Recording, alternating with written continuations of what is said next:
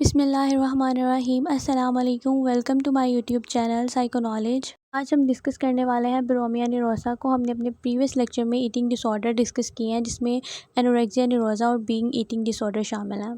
Bulimia निरोसा में एक person या एक इंडिविजुअल एक वक्त में बहुत ज़्यादा खाना खाना शुरू हो जाता है, जिसकी वजह से उसे गिल्ट और एम्बैरेसिंग वाली फीलिंग भी आना शुरू हो जाती हैं। और पर्सन जो है वो खाने के असरात को ज़ायल करने के लिए मुख्तलिफ़ किस्म की मेडिसिन यूज़ करता है, पर्जिंग बिहेवियर यूज़ करता है, फोर्सफुल वॉमिटिंग करने की कोशिश करता है। इसके अलावा जो बुलिमिया निरोसा है, इसके अंदर पर्सन का जो वेट होता है वो नॉर्मल होता है, जबकि एनोरेक्सिया निरोसा में पर्सन का जो वेट है वो अंडर वेट होता है, लेकिन फिर भी पर्सन को ऐसे लगता रहता है कि वो बहुत ज़्यादा मोटा हो गया है। इसके अलावा ये डिसऑर्डर जो है वो ज़्यादातर औरतों में देखा जाता है मर्दों की निस्बत, और ज़्यादातर ये डिसऑर्डर में का जो शिकार होते हैं वो टीनेजर्स होते हैं। सिम्टम्स मतलब अलामात कौन कौन सी पाई जाती हैं? The long term fair of gaining weight, person जो है उसको अपने वेट गेन होने का लॉन्ग टर्म फेयर रहता है। इसके बाद pre occupations with weight body, person को एंजाइटी रहती है अपने वेट को गेन होने के बारे में। स्ट्रॉन्ग नेगेटिव सेल्फ इमेज बन जाता है पर्सन का अपने सेल्फ के बारे में।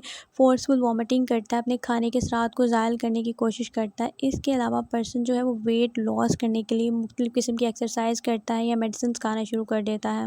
वेट लॉस करने के लिए पेशेंट जो है वो डिफरेंट मेडिसिन्स और हर्ब्स यूज़ करता है। स्टेन टीथ होते हैं। इसके अलावा पर्सन जो है वो खाने के स्वाद को ज़ायल करने के लिए खाना खाने के बाद बहुत ज़्यादा वॉशरूम यूज़ करता है। दूसरों के सामने खाना खाने में वो शाय फील करता है। इसके अलावा उसका जो नॉर्मल सोशल एक्टिविटीज़ होती हैं वो भी विदड्रॉ हो जाती हैं, वो बिल्कुल ख़त्म कर देता है पर्सन। बुलिमिया के अगर कॉजेज़ की बात करें तो जिन लोगों को बुलिमिया होता है उनमें एंगर इश्यूज़ होते हैं। इसके अलावा डिप्रेशन की सिम्टम्स हो सकती हैं, परफेक्शनलिज्म और इम्पल्सिवनेस हो सकती है।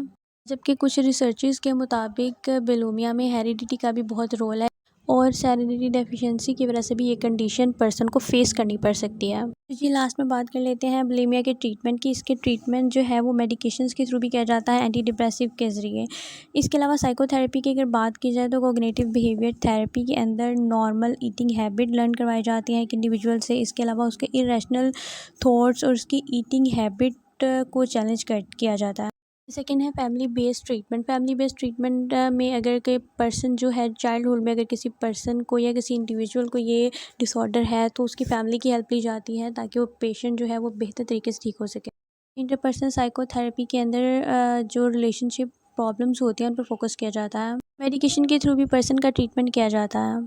जी व्यूअर्स, ये था हमारा आज का टॉपिक बुलिमिया निरोसा। फिर मिलेंगे मज़ीद वीडियोज़ के साथ। अल्लाह हाफिज़।